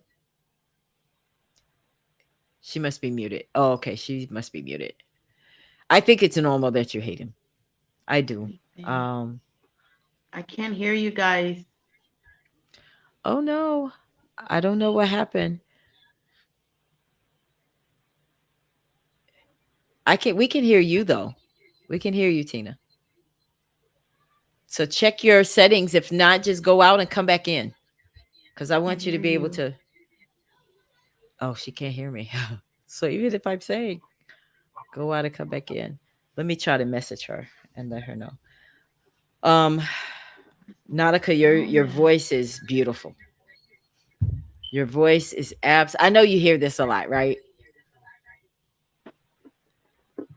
I do. Um, I do hear that a lot, and I want to address something that someone said. Um, they said that I was told that I could never sing again, which is true. I was told by the Yeah. doctor because I was diagnosed with thyroid, and the doctor told me at the time that I would never be able to sing or speak again if I didn't take care of myself. But I gave up singing for a long time because that was the most crushing thing that I could ever hear was you won't be able to do this anymore. And I'm like, why? But I sang throughout that. I took a break for a while and I stopped singing and I was very depressed about it because I'm like, singing is the only piece and the only thing that I have. Oh So yeah. why would Oh you yeah. take why would you take my piece from me? Like singing is my piece. Why Right. would you take it from me? And I had to start believing in myself. And every day, even though I didn't get up and sing in front of a church, I would sing to myself constantly over and over. And I'm like, I can't. I can't lose it. I gotta keep it. I can't. I'm Yes. not gonna Yes. let it I'm not gonna let it be taken. No. And I was singing to myself. And ever since then, I've been singing ever since. Whether it's no matter what genre of music it is, you cannot take singing from me. No matter Oh no. how hard Cause you may then, try, you cannot take it from me. girl, listen, that singing is inside of you. I've seen people sing Yes, because they were taught how to sing. It's in you. That is a gift yes. that clearly came from God. Now, when you were singing that, what were you thinking about? See. I was thinking about everything that's going on and all the negativeness that I've been receiving ever since I said anything about it. And that's all, even when I'm at home by myself, that's all I say. That's all I sing to myself. I sing it over and over. And sometimes I cry because sometimes I get angry and I want to retaliate and I want to lash out and I want to Mm. But then I have to sing to myself and say, Yes. nope, you're not gonna retaliate. You're not gonna say nothing. You just gonna sing. You're gonna keep singing until you feel better. You're gonna keep singing until you feel like you can keep pushing. You're gonna keep singing until something shifts. And that's There what I you do. go. That's it. That's it. Greater is he on the inside of you than he that's in the Yes, world. ma'am. Yes, Yes, ma'am. yes. You keep singing. Listen, yeah, now we can address some of the things because at this point you've had the abortion, you've moved out of the house, you're away from him. Now it's just a battle of this thing being investigated so that the truth can finally come out. And I pray that the truth does come out. I pray that whatever needs to be revealed is revealed, and then I also pray that all of you who don't believe what Nautica is saying, if we can all heal. Now the people that have said mean things to you about you, do you think you'll be able to forgive them once this truth does come out, Nautica? One thing about me is I have no problem with forgiving anybody. I don't hold anything against anybody. It's good. Um, unless you, and I don't really hold it even if you've done something detrimental to me, but I know how to better handle it. But this right here, no matter who has not believed me, no matter who is on his side, no matter who says what, at the end of the day, I have no hard feelings towards nobody. I have nothing mean or angry to say to nobody because at the end of the day, like I said, you don't know who you're defending.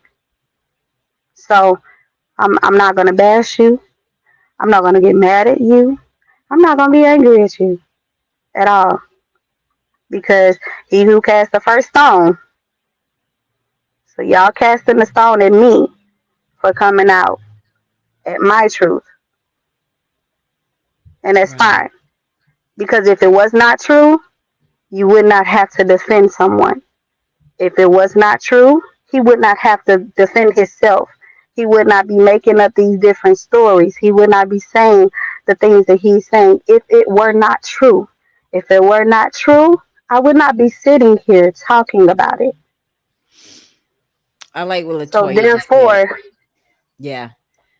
I like what yes, Latoya just said. She says, praying for healing for all victims of any abuse. This is never an easy yes. topic to hear about or discuss. That's true. And that's what we have to all understand. It's because this person that we're talking about, obviously, all of the people that are responding know him and they see him in a different light, but they didn't live in that house with you, you know. Now, Tina, what I was asking earlier, can you hear me now? Yes. Okay, great, great. I'm so glad you're back. Yay. What I was asking her earlier, I asked her if she hated him, and she said yes. I was asking her to take a minute to think about it, but before I could say that, she had already answered. So I was asking you, do you think that's normal that she hates him? I think it's normal, and I think that she has to work through those feelings because she's hurt. And the worst part is that it's a person that was supposed to protect her and be her comforter, be kind of like her savior, and he was actually the monster. So she it's going to take time to work through that pain because he took a part of her and he destroyed it. And so you can't just, it's people say, well, forgive, but it's really hard when you think about what this person has done. I think in time she will be able to, but right now she's working through that pain and those all the issues and everything that comes with sexual abuse. Yeah. You know, Now, it I was comes in with my low research. esteem. So many things Yeah. come with it. In my research, I found that people who are abused by someone in their family really they have low self-esteem, self-doubt, self-hate. They look at men differently, they look at sex differently. How does this make you view sex now, Nautica? Honestly, being honest about myself, when it went on with him, I wanted to talk to other guys so that I wanted to talk to other guys so that I could take my mind off of what he was doing and try to get into a relationship with someone so that I wouldn't have to think about what he did or I wouldn't have to think about, any of that. But the older I got, I started to realize that it was harmful to me. There are a lot of things that I don't like. There are a lot of things that I do like. There are times where I have flashbacks sometimes and I have to say, okay, please don't do that to me. Like, I don't like that. Don't do that to me. But then it's like, I had to start somewhere by healing because I can't punish him for what my father did. Right. And I refuse to let anyone be punished for something they did not do. You didn't do it. So therefore, I'm not going to hold you accountable for something you didn't do. My Wow. trauma doesn't define who I am, but it helped nurture who I am. Wow. You're such a strong woman. I'm just Thank you. I'm sitting here watching you and I'm just like, wow. Like she's just like God prepared you for this because you've done an excellent job today. I now we can address some of these comments if you would like briefly. What is it about? Let me just ask this. What about the comments that you've been seeing come through today that have hurt you?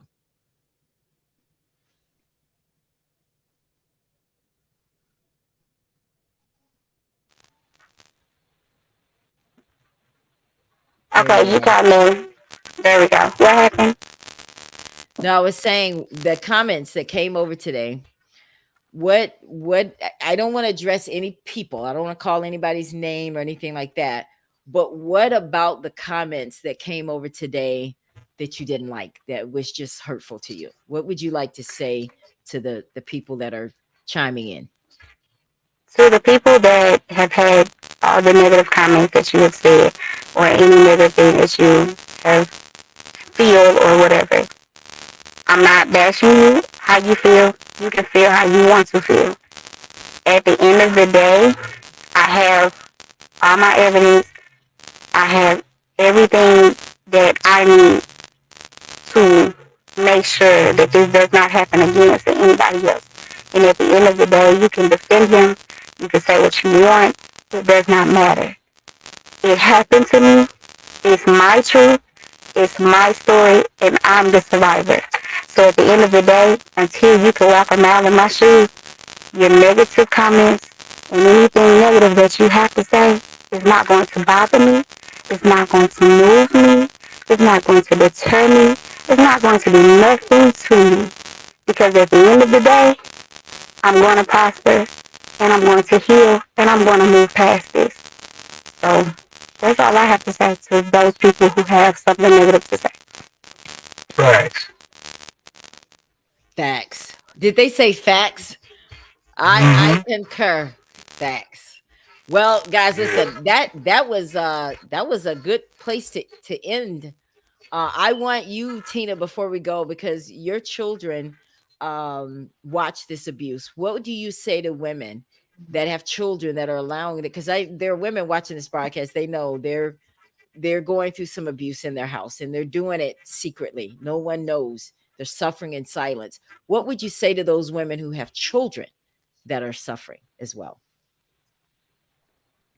Well, what I would say is that when you choose to stay with whether you choose to or whether you're forced to stay with an abusive partner, it's still in the end of the day your choice, but your children don't have a choice.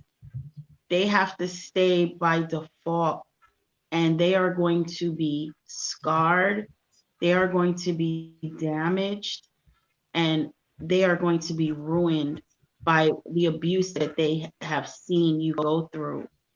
And it's not worth it because the Bible says that we're supposed to love one another. So if you are with someone and it's deviating from that love, patience, kindness, gentleness, then you don't have love. And so as women are, I feel women are too desperate. They're so desperate that they'll take a piece of a man, even if he's just, he could be nothing, but they will hold on to it because it's like they feel in their mind, well, I have somebody, I have a man, but you really don't. And that's what I would say is that don't be so desperate, because when you honor yourself and you honor and you have self-respect, then God can send you a true man for you. But while you're in that low level mind of thinking, it's like I look at it like the enemy knows that, and he's going to send that person that won't be good for you. That's what I feel like Yeah. in grown relationships where the woman has a choice. She can say, you know what, I'm getting out of here. If I have to live in the street, she can do that. And she has to do that for herself and for her kids. It's so important because you know what's happening? You see these 20 something year olds out here killing one another. Where are they getting all this rage from? Why are Yes. At they such a so young angry? age. Yes. Such a young age, killing each other. They don't even think twice. It's not like how when we came up back in the day, you got in a fight, you walked away. Now everybody Yeah. shoots one another. Yeah. Why are they so angry? Who knows Yeah. what they grew up with, what kind of abuse they saw, what kind of abuse they had to endure that makes them Yeah. like this now. And Yeah. this is the problem. Women have to be stronger. We're the backbone. We have to say, I don't have to take this abuser's mess. I'm That's right. leaving. I'm out. Or Deuces. report Yeah. me. We need to be Yeah. reported, so Or go someone to a else can shelter. suffer. Or go to a Yes, shelter. Even if you have to walk out the door with the clothes on your back. It's yes. not worth it to stay. I have the numbers at the bottom of the screen scrolling across. If you're a victim of domestic violence, please call the National Domestic Violence Hotline, 1-800-799-SAFE. For the Rape, Abuse, Incest National Network, call 1-800-656-HOPE. Okay, guys. I want to end with this. Lamitra says a message of hope for the abused. It is important to remember that it was not your fault. The abuser is the responsible party for what was done, which is totally inexcusable. Lamitris is the winner of my book today. Um, Yay, Lamitris. Congratulations. Congratulations. So I need you to do me a favor, Lamitris. Can you please just shoot me your I mean, not email address, your address? Or you know what? Instead of putting it on Facebook, because I know how people are with that, just send it to my email address, the Ella Johnson Show at gmail.com. And this baby will be shipped out tomorrow for you. Now, you're not going to get the hardcover. You'll get the soft cover, but it reads the same, still the same stuff. And I hope you enjoy it. And if you would, just kind of give me a shout out on Facebook after you finished it. It's a long book, so I hope you have time. Let me choose 514 pages. Mhm. Yeah. So on that note, guys, we are definitely going to get out of here. Oh no, I knew it not was going to be a again. show. I knew it. Didn't I tell Yeah. you guys On before? that note, guys, we are Hey, that's me. gonna be a show. Right? So, Nautica, how do you feel, sweetheart? How do you feel? Do you feel better? I feel better by telling my story. And um, for one, let me just say, um, us as victims, we never tell our stories for sympathy from nobody. We never tell our stories for nobody to be like, oh, no, we tell our stories to help other women to come out. We tell our stories because it helps us to heal ourselves. So I am so glad that I did it. I'm so glad that I came on this show. And thank you so much for letting me come on your show. Thank you. Well, I just think you're as beautiful as you can be. I am very proud of you. Thank you so much. I knew it. I knew it. When the moment we talked the other day, it was just something about you, right? And of course, Tina, you know, I love you. You and I have been going back and forth. Finally, glad I was able to get you on the show. Finally. So I'm excited about that. Listen, guys, I just want to thank everybody, all of your messages. Listen, Yes. I'm not angry at people that send their messages, and you know, even if they were harsh messages, because this is a show where there's no judgment. And no matter what you're coming with, bring it. Come as you are, if you will. And if this is how you feel, this is how healing begins. We have to be honest. So these are your honest feelings. I don't hate it.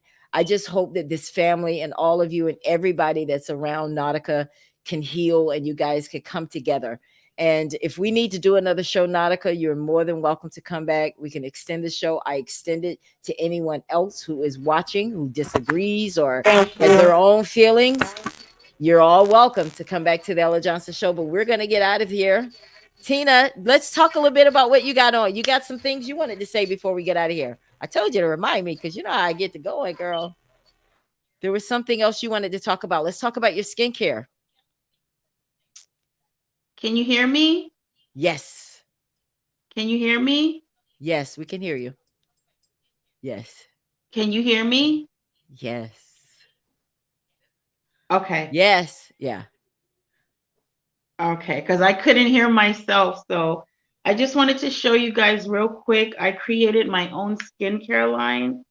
It's all natural and it really works. So that's the chocolate one.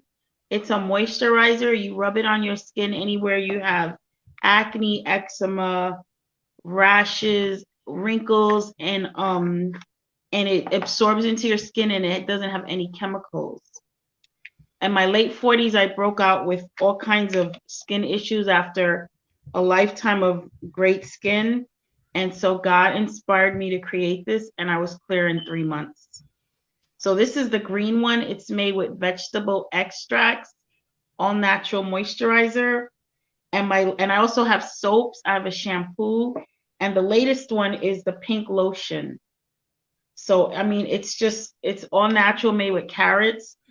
It smells great and it's pink. Who doesn't like pink, right? I know. I would love to And put I pink on love my this stuff face. because I'm a grandmother and I'm literally chasing off 20 something year olds and it's Ooh. kind of crazy. Well, why are you chasing them off? So Like, I say this well, skin that's too line young, right? has saved my life, and She says I she's thank you chasing so them much off. for Miss Ella for having me on your show, and Of course. just want to say abuse is abuse is abuse, and we just need Yeah, to love one another. that's right. Anything else you want to say before we get out of here, Nautica? I want to hear about this Wait, hold on, I clothing can't hear line. you. I I want to don't know hear why about it's this not letting clothing me hear line, honey. you.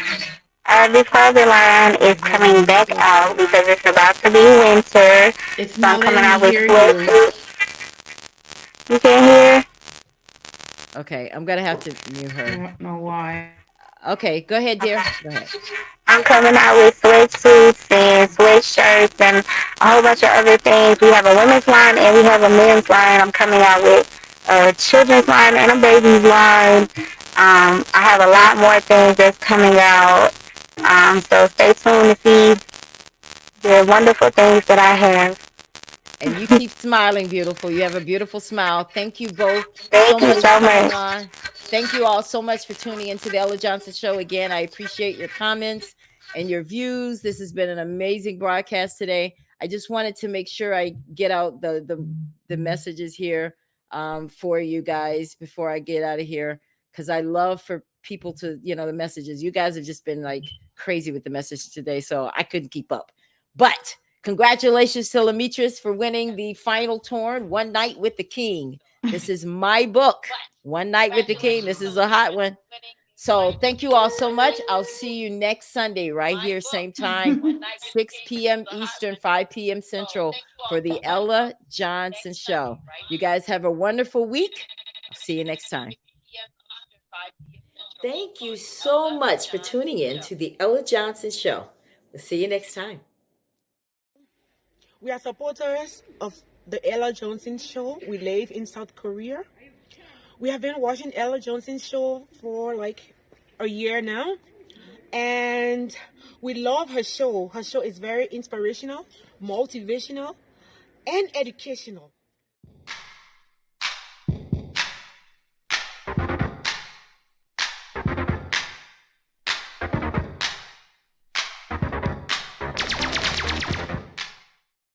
If you would like to be a guest on The Ella Johnson Show, send an email to theellajohnsonshow@gmail.com or send a text message to 407 334-6997.